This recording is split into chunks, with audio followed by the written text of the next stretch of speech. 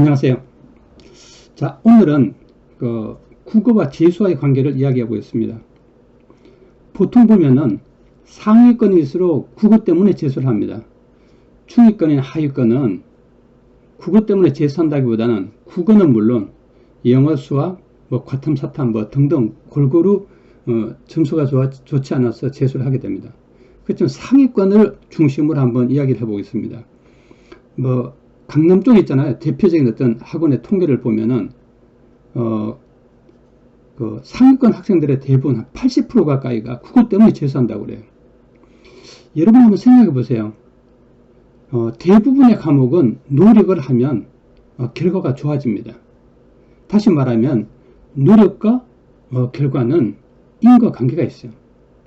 어떤 비례관계가 있던가, 어떤 상관관계가 꽤 높습니다. 근데 국어는 어느 정도 상관관계가 있다가 어느 순간에 딱 멈춰서 노력을 배신하는 과목이 국어입니다. 왜 그럴까요? 이 부분이 사실은 굉장히 중요한 개념입니다. 다시 말하면 국어도 어느 정도까지는 노력으로 돼요. 근데 어느 순간에 딱 멈추는데 다른 과목들은 멈추지 않고 계속 노력하면 이렇게 성적이 좋아지고 노력과 결과가 배신하지 않고 상관성이 굉장히 높습니다. 근데 국어는 그렇지 않다는 거죠. 왜 그럴까요? 자, 그럼 우리는 한번 생각을 해볼 필요가 있어요. 여러분, 국어라는 것이 크게 보면은 세 가지 요소가 있어요. 세 가지 요소. 대표적인 것이 뭐냐면 인지의 문제예요. 인지라는 것은 어떤 것이 있느냐 없느냐를 확인하는 거예요. 그것을 우리는 이제 아주 문제로 따지면 일치 불일치 문제라고 합니다. 근데 일치 불일치 문제도 제대로 못하는 친구가 굉장히 많습니다. 자, 두 번째는 뭐냐면 확인을 한 다음에 그것을 있잖아요, 분류하는 작업이에요. 그걸 우리는 이제 어떻게 보면은 인지한 다음에 분류하는 거죠. 구분하는 거예요. 구분한다는 개념은 여러 가지가 있는데 비교와 대조라든가 이런 어떻게 보면은 나누는 거죠. 같은 것끼리 묻고 다른 것끼리 이렇게 또 따로 쌍을 이루거나 분류하는 그런 게 넓은 의미로 다 분류해요. 여러분 그래서 뭐냐면 우리는 본질적으로 따지면은 어떤 같은 점과 차이점을 보는 게 인간의 가장 기본적인 사고입니다. 그래서 여러분 반복과 차이라든지 들레즈의 책도 있고 하이데거의 책도 비슷한 게 있죠. 동일성과 반복과 동일성과 차이 이런 또 책이 있습니다. 그래서 기본적으로 뭐냐면 같은 것을 찾거나 다른 것을 찾는 게 문제의 기본 개념입니다.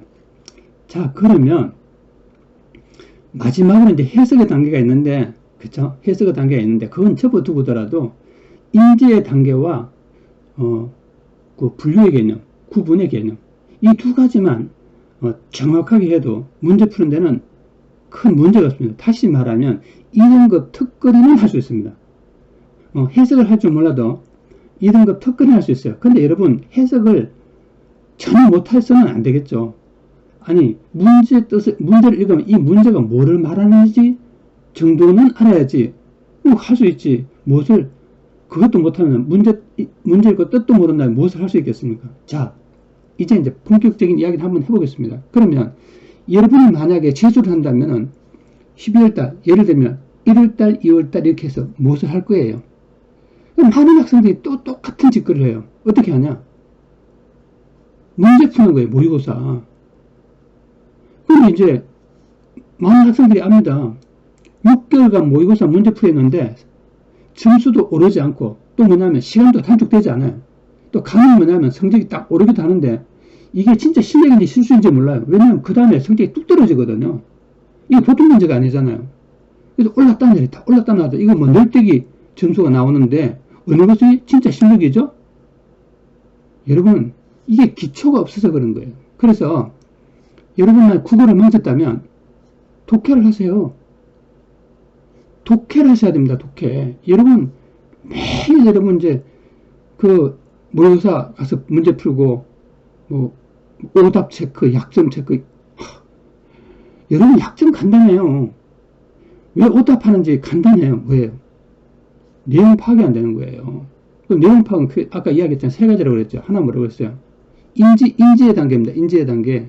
그 다음 뭐예요? 분류의 단계. 그 다음 뭐예요? 세 번째, 해석의 단계입니다. 이 세 단계를 거쳐야 되는데 여러분들은 가장 중요한 것은 1단계, 인지 단계부터 잘 할 수 있어야 돼요. 그 다음 뭘 하는 거예요? 분류 단계를 하는 거예요. 그 다음 뭘 하는 거예요? 해석 단계죠. 아시겠죠? 예. 여러분 이제 강남에 유명한 이제 학원들 이제 또 이제 등록을 할 거예요. 그런데 가보세요. 또 똑같이 예를 들어서 뭐 이제 똑같은 반복이 이루어지는 거죠. 이거 반복은 뭐예요? 문제풀이 하는 거죠. 그 다음에 이제 제 이야기를 듣는 사람들 중에 크게 두 가지가 있어요. 강남권과 비강남권 이렇게 나눌 수도 있고 아니면 강남 플러스 특목고 이렇게 말할 수 있어요. 특목고 친구들은 자기 학교 서울 근교라든가 이런 특목고 학생들은 뭐가 좋냐 하면은 입시에 대한 국어에 대한 정보가 꽤 많아요 나름대로.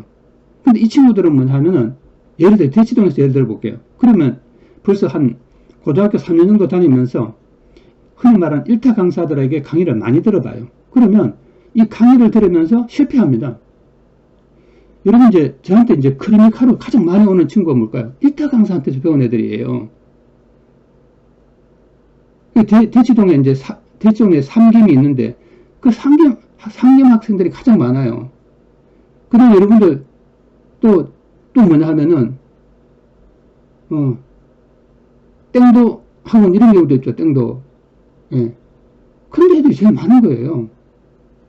다시 말하면은 우리는 거기 가서 확률이 얼마나 좋은지 그건 모르겠는데 여러분 이제 그 집단이 크면 클수록 실패 퍼센트는 몰라도 실패하는 학생은 당연히 많을 수밖에 없는 거예요.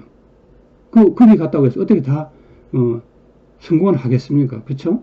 예. 그래서 제가 말씀드리는 것은 여러분 이제 기본적으로 독해를 하고 바꿔야 됩니다.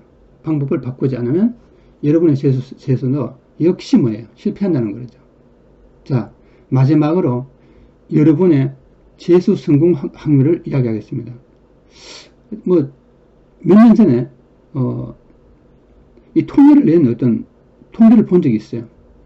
자, 근데 그 통계에서 보면은 재수에서 국어 성적이 오르는 애는 11%, 약 11% 정도라는 거예요. 그래서 만약에 여러분이 국어 때문에 국어 망쳐가지고 재수를 한다고 하면 여러분 성공 확률은 11%, 약 11%로 보면 맞다는 겁니다. 여러분, 방법을 바꾸지 않고는 국어는 오르지 않습니다. 자, 또 뵙겠습니다. 감사합니다.